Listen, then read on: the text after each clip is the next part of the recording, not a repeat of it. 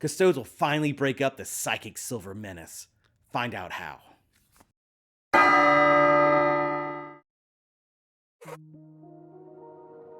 Custodes, they are the guards of the Emperor. Basically, they're the super elite forces, supposedly genetically created from the Emperor himself. That's why they all wear golden armor and are kind of bigger than Marines.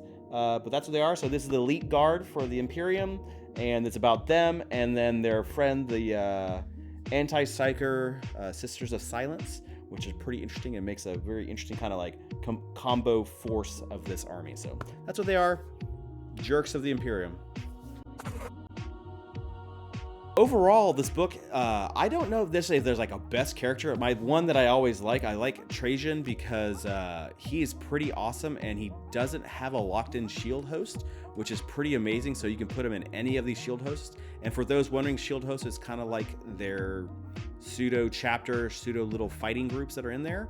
And Trajan just be able to fit anywhere is pretty awesome. Same with the other special character, the random release Custodes with his best friend Sisters of Silent.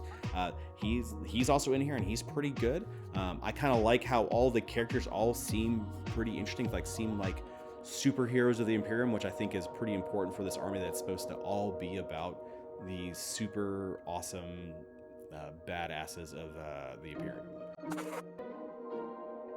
I had talked about this before, but I think the Vexillas are pretty interesting, where they allow you to create these little bubbles of cover, light cover, and other kind of saves on it, which allows your guys to be tougher. The biggest kind of change over in this book, the biggest kind of weird thing is that they removed a lot of the 3-up invulnerable save. I think there's one in here for a turn, but everyone else does not get it. They kind of lock the storm shields down to what everyone else has, which is just +1 to save. The whole army already has a 4-up invulnerable save as a default, as well as the same kind of 6-up feel no pain to mortal wounds. The other interesting kind of pieces to it was they did lose objective secured on bikes. It's now really just on the infantry options in the book, which includes the Sisters of Silence, which is also the bigger thing, is that the Sisters of Silence have a troop choice. So now you get a cheap little troop choice as you wanted that isn't just using the forged ones.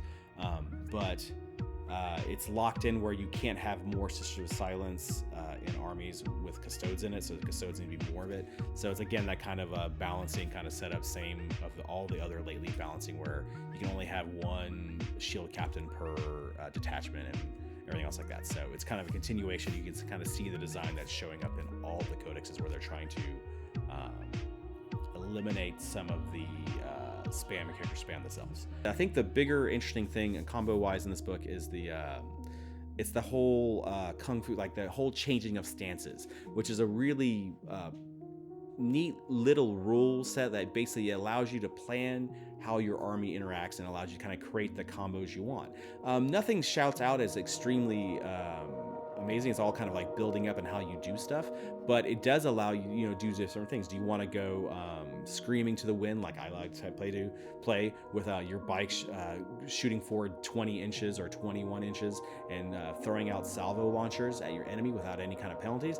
You can do that. Do you want a whole army that can hold the line and be a punching powerful threat? You can do that. It all is based on how you kind of change and do your stances and do everything else you need on there, which I think is pretty interesting. I mean, that's the kind of a neat combo set, and it's something you never had in this book.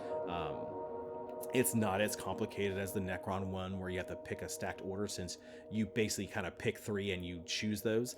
The bigger worry is that you can all of a sudden get to the tertiary one, and then you have no way of really going back beyond from some few strategies and some few things, which is also interesting that you can go back and get something else if you want to do it.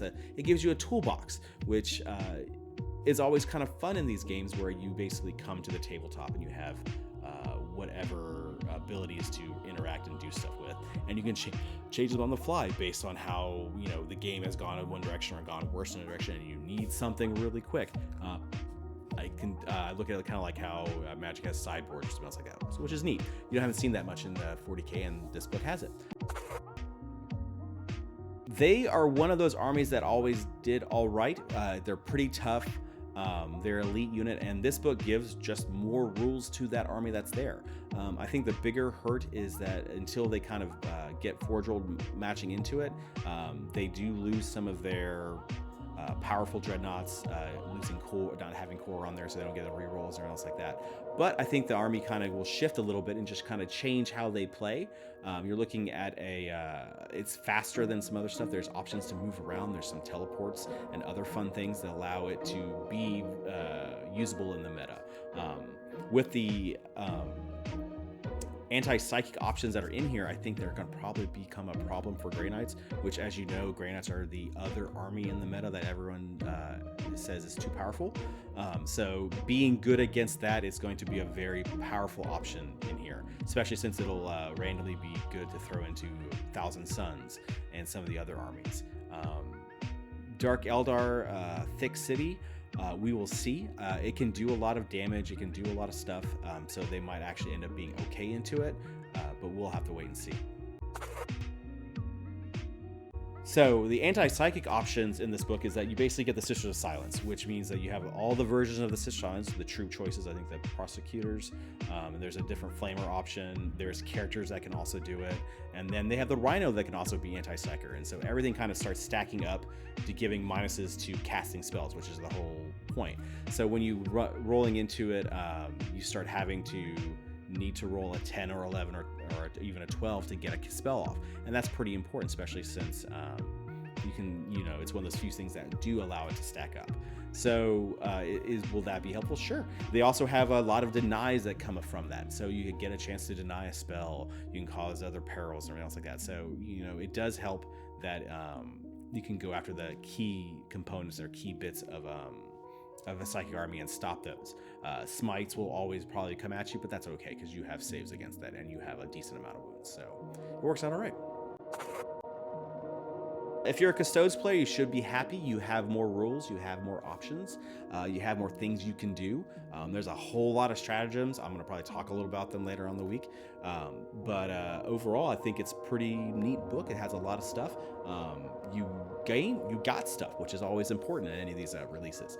A lot of times you end up getting too many nerfs or too many changes, and I think overall, the extra complexities of this book is pretty important. It'll allow the Custodes player to do more stuff, to feel a little more active on tabletop, because a lot of times you basically just saw them kind of shuffle around, shoot you, and hold the fort. And this army, while it does all of that stuff, still it can do more than that now as well. So let's hope with the Forge will update some of the stuff, give them some keywords so it can do some karate kung fu stuff and change stances, and we'll go from there. Hey, if you like this, check out our other review of the Genestealer Cult. Kind of came out at the same time for the Shadow Throne. So if you like this stuff, go check out that one. And I'm Goatboy from BoLS. I'll see you later.